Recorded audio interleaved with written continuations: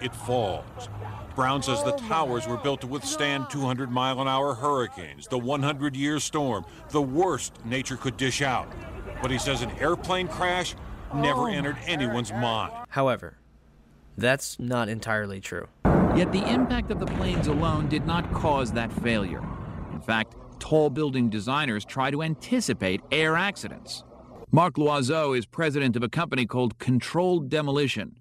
When this structure was designed, it was designed, to the best of my understanding, to take the impact of what was then the state-of-the-art airplane being used in our country, the Boeing 707. The building was designed to have a fully loaded 707 crash into it. That was the largest plane at the time.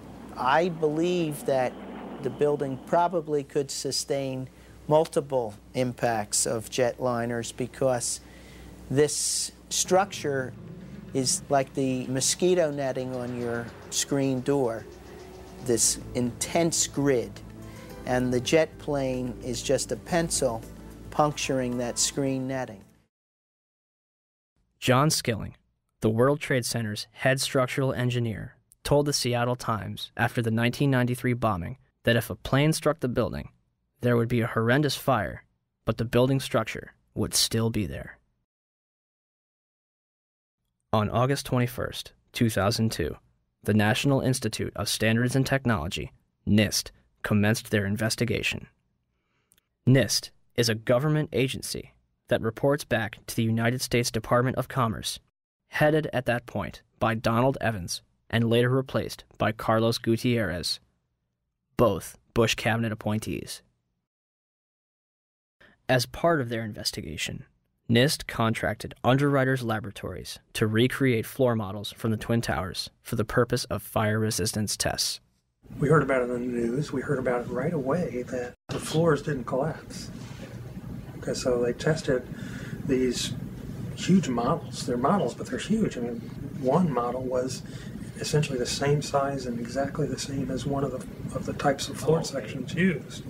And they tested it according to ASTM E119. They exposed it to much longer fire and higher temperatures than we know were present in the World Trade Center. So right away there was a problem.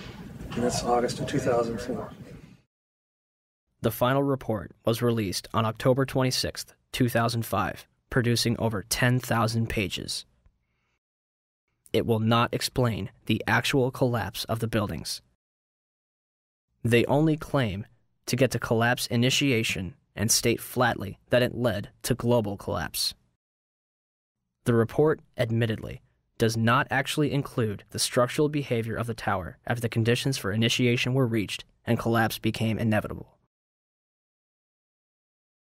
We were charged with finding out the cause of the collapse, and we found what happened. I think we've scientifically demonstrated what was required to initiate the collapse. Once the collapse initiated, the video evidence is rather clear. It was not stopped by the floors below, so there was no calculation that we did to demonstrate that, what is clear from the good videos. NIST concludes that they found no evidence suggesting that the World Trade Center towers were brought down by controlled demolition. Where would people get an idea like that? 1.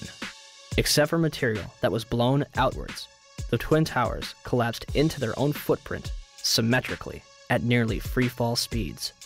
Newton's laws of motion determine how long it takes an object to travel a certain distance in complete freefall.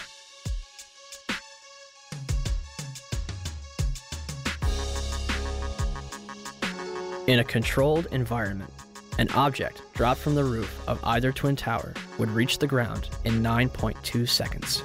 The 9/11 Commission report will state, at 9:58, the South Tower collapsed in 10 seconds. Even NIST says the tops of the buildings came down essentially in free fall.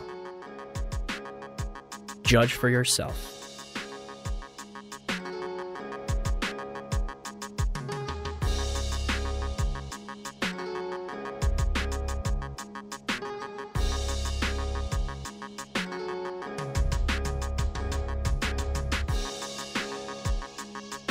And our conclusion is that the building should not have fallen that rapidly if indeed fire caused the collapse.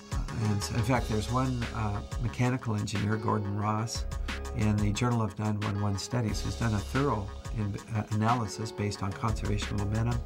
If the official story was correct, then the heating that was supposed to cause the failure would have been a much slower event, and it would have been an asymmetric event. For the tower to collapse straight down onto itself flies in the face of what we know about steel and how steel behaves. When we have a failure in one area, then the failures tend to continue within that area, and you'd see an asymmetric collapse, possibly the upper section falling off as it twisting away from the tower and falling off. But it's very unusual to see the upper section falling straight through the path of the greatest resistance, which was straight down through the middle of the tower. It just does not add up. 2.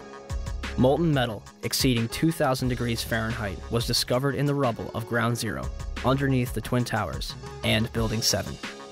Even with heavy rain on September 14th and 21st, a constant stream of fire retardants and water, described as creating a giant lake, these fires would not be extinguished until December 13th, 2001, making it the longest burning structural fire in history. Was the jet fuel responsible?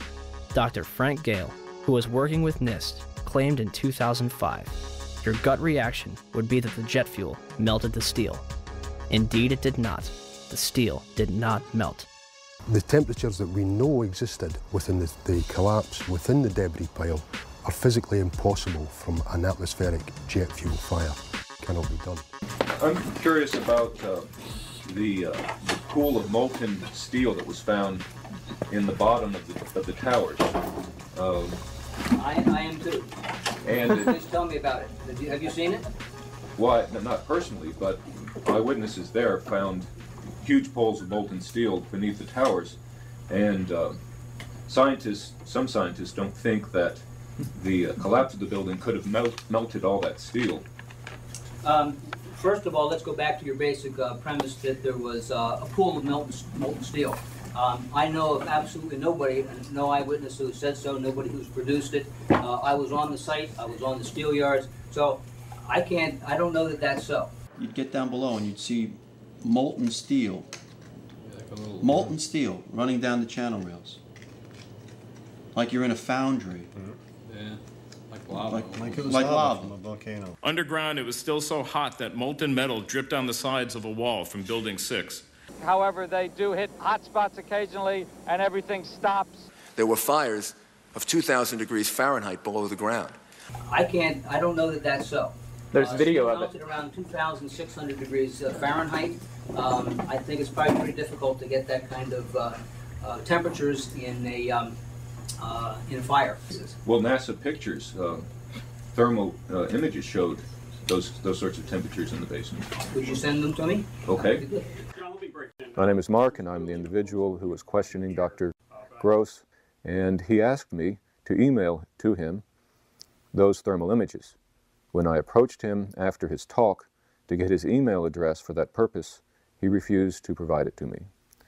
I think this is important because it reveals the attitude of the NIST investigators, which is one of willful ignorance of what really happened on 9/11. As well as the molten metal in the debris, it was also observed prior to the South Tower's collapse.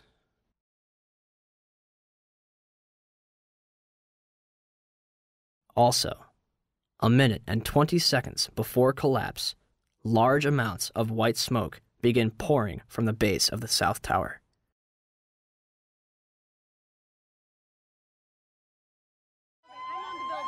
Three, the concrete, and in fact, virtually everything except the metal inside the Twin Towers was pulverized as the building collapsed. This pulverized material created pyroclastic dust clouds that raced down city streets, coating lower Manhattan in a fine dust. Pyroclastic clouds generally occur during two events: volcanic eruptions and controlled demolitions.